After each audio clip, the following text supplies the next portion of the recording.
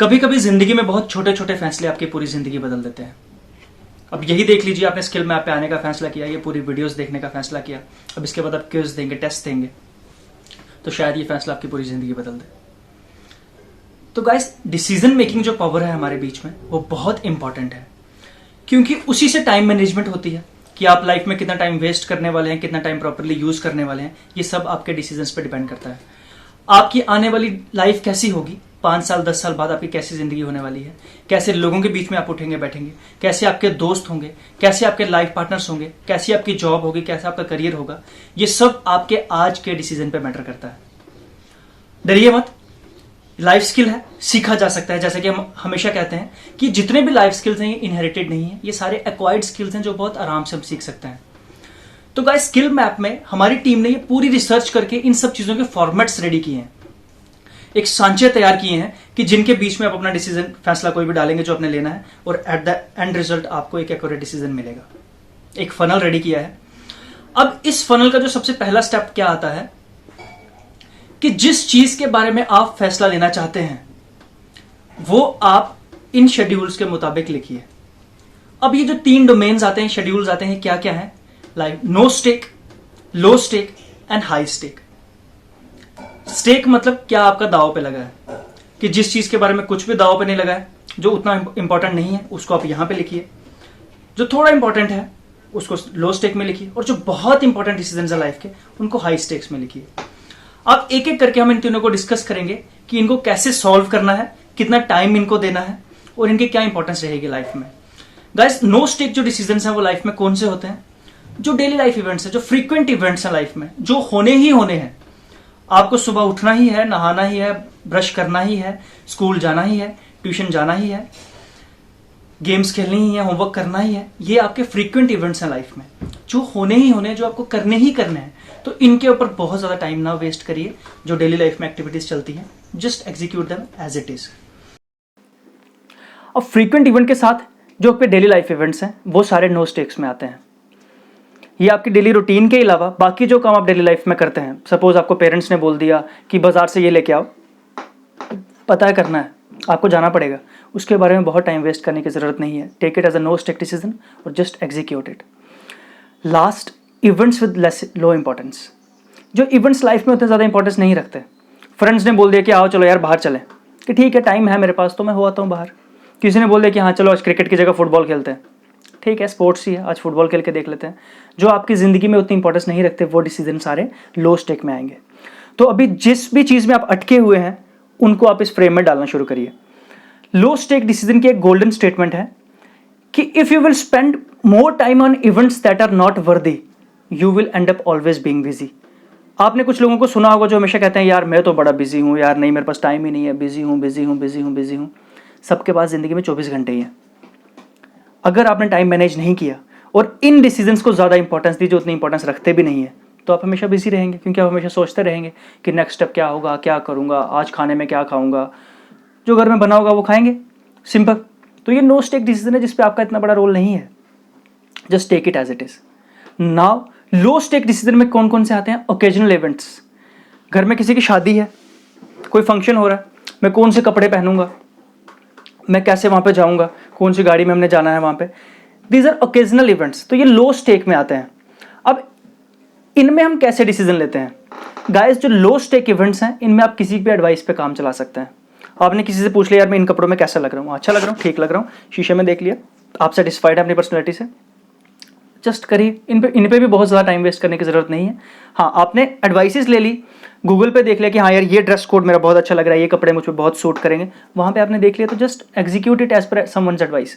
लो stake decision में किसी के एडवाइस पे चलने पे कोई नुकसान नहीं है। आई एम रिपीटिंग अगेन कि जब डिसीजन लो स्टेक में आ जाए, जब इस कैटेगरी का कोई इवेंट हो या इस कैटेगरी का कोई डिसीजन लेना हो, तो वो किसी के एडवाइस पे भी अगर आप लेते हैं तो उसका कोई आपको नुकसान नहीं होने वाला। ज़्यादा से ज़्यादा क्या होगा कि थोड़े से कम अच्छे कपड़े होंगे, कोई बात नहीं, ओकेजनल इवेंट है, एक दिन होगा फिर चला जाएगा। नेक्स्ट जो लो स्टेक में आता है एंटरटेनमेंट। आप कोई मूवी देखने जा रहे हैं, अब मूवी देखने से पहले आप क्या करते हैं? रिव्यूज़ देख लो यूट्यूब पे, क्या इसके रिव्यूज़ अच्छे आ रहे हैं, IMDb पे इसकी क्या रेटिंग आ रही है। किसी रेस्टोरेंट पे जाना है, किसी फ्रेंड से पूछ लिया आपने कि यार कल तुम वहाँ गए थे, कैसा था वहाँ का खाना, अच्छा था, ठीक है, आप भी गए, एग्जीक्यूट कर लिया। उसके बारे में बहुत ज़्यादा सोचने की ज़रूरत नहीं है। आप किसी की एडवाइस पे काम चला सकते हैं। जो ओकेजनल इवेंट्स हैं या फिर एंटरटेनमेंट इवेंट्स हैं, इन पे आप किसी की भी एडवाइस पे काम चला सकते हैं। लास्ट है, कुछ रैंडम इवेंट्स अगर आते हैं जो इंपॉर्टेंट है लाइफ में, हम आपके स्कूल में आए या फिर आपको इंटरनेट ऐड दिखी स्किल मैप की और आपने एक डिसीजन ले लिया। अब इसको अपने लो स्टेक में प्लेस कर दिया, किसी की एडवाइस ले लिया, रिव्यूज़ देख लिया, यार कैसा है, रैंडम इवेंट था, रैंडम आया, आपने उस पर एक डिसीजन ले लिया कि चलो ठीक है मैं एक बार देख लेता हूँ कि ये क्या है। तो हो सकता है ये डिसीजन आपकी लाइफ चेंज कर दे। तो ये एक रैंडम इवेंट था जो आप लो स्टेक में किसी के एडवाइस पे ले कर सकते हो काम, किसी रिव्यूज़ पे काम कर सकते हो। और जितने भी डिसीजंस आपके इस कैटेगरी में आते हैं उनमें बहुत ज़्यादा टाइम तो नहीं देना चाहिए, लेकिन हाँ नो स्टेक से थोड़ा सा ज़्यादा टाइम देना चाहिए। इन डेज जो नो स्टेक डिसीजन है उनमें तो इन मिनट्स भी टाइम वेस्ट नहीं करना चाहिए, मतलब कि चंद मिनट भी उन पर नहीं वेस्ट करने चाहिए। और जो लो स्टेक हैं इनमें आप कुछ दिन दे सकते हो कि हाँ ठीक है मैं एक दिन लगाता हूँ सोचने में या 2 दिन, उससे ज़्यादा टाइम नहीं, लेकिन 1 या 2 दिन में आप अपना डिसीजन ले लो। Lack of direction not lack of time is the problem. We all have 24 hours days.